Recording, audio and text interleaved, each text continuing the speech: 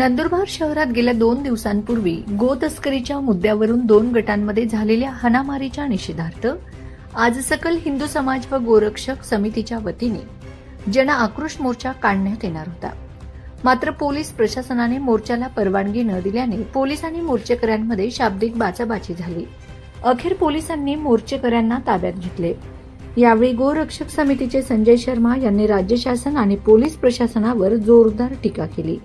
ते म्हणाले, राज्याचे उपमुख्यमंत्री एकनाथ शिंदे यांनी नंदुरबार शहरातील कत्तलखाने सुरू करण्यासाठी आणि दुरुस्तीसाठी नंदुरबार नगरपालिकेला 25 लाख रुपयांचा निधी उपलब्ध करून दिला आहे.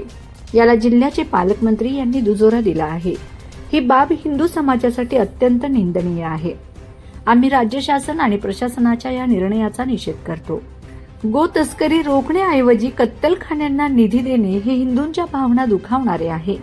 या प्रकरणी कठोर कारवाई करून गो तस्करीवर पूर्णपणे बंदी घालावी अशी मागणी त्यांनी केली. दरम्यान परिस्थिती नियंत्रणात आणण्यासाठी शहर पोलीस ठाण्याचे पोलीस निरीक्षक संदीप पाटील, स्थानिक गुन्हे अन्वेषण शाखेचे पोलीस निरीक्षक हेमंत पाटील यांच्यासह मोठा पोलीस बंदोबस्त तैनात करण्यात आला होता. या मोर्चात सकल हिंदू समाज, गोरक्ष समितीचे पदाधिकारी आणि कार्यकर्ते मोठ्या संख्येने सहभागी झाले होते. गो हत्या होत असताना डोळे मिटून बसतं आणि बघतं. आजचा मोर्चा नगरपालिका शिंदे सरकारच्या विरोधात त्यांनी 25 लाख रुपये कत्तलखाना दुरुस्ती व संचालन याच्यासाठी दिला. पोलीस प्रशासन, स्थानीय नेते व पालकमंत्री हसन मुश्रीफ यांच्या दबावाखाली येऊन हिंदूंच्या मोर्चाला, राज्यमातेसाठी लढणाऱ्या हिंदूंना मोर्चाची परवानगी नाकारत आहे. संविधानाने अधिकार दिलेला आहे, माननीय मुंबई हायकोर्टाने अधिकार दिलेला आहे आणि वेळोवेळी आदेश दिलेला आहे की मोर्चा काढणं हा सगळ्यांचा संविधानिक अधिकार आहे. आणि मग त्याच्यात दिलेलं आहे की कोणताही मोर्चा शांततेच्या मार्गाने निघायला पाहिजे. आपण या भूमीला मायभूमी म्हणतो. मोर्चात कोणतंही दुष्कृत्य आमच्याकडनं होणार नाही.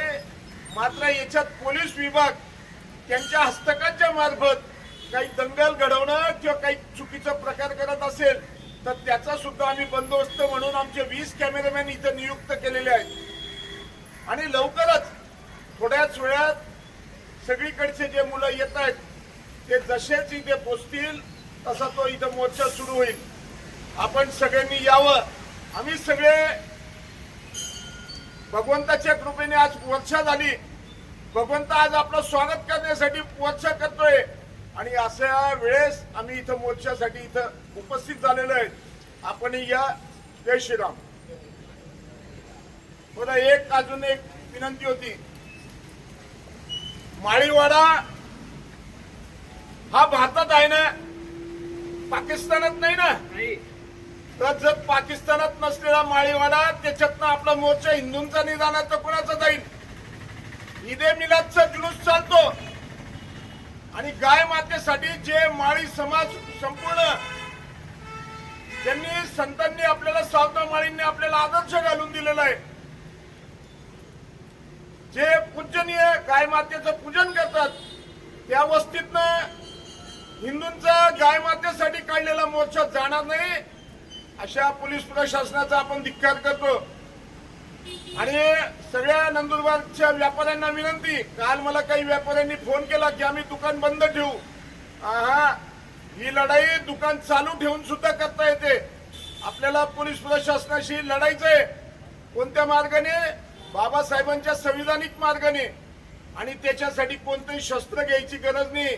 कायदा आणि कलम हाच मोठा शस्त्र आहे. त्याच्यासाठी पोटावर पाय ठेवून नाही चालणार. दुकाने चालू ठेवा, निषेध मोर्चात सहभागी व्हा आणि निषेध मोर्चा झाला परत दुकान चालू ठेवा. जय श्रीराम. झालेले मोर्चाचं अजून एक महत्वाचं कारण, 4 तरुण मुलं ज्यांना हेच माहिती नाही की गोरक्षणाला गेलं कोण आहे, ते झोपलेले होते घरी. त्यांच्यापैकी काही एकूण अटक झालेल्या व ज्यांना या गुन्ह्यात गोवलेलं आहे त्यांच्यापैकी 2 मुलं सुरतला होते, म्हणजे इतर राज्यात होते, तरी सुद्धा त्यांचं नाव टाकलेलं आहे. त्याच्याकरता सुद्धा आपल्याला ही लढायची आहे, ती लढायची आहे.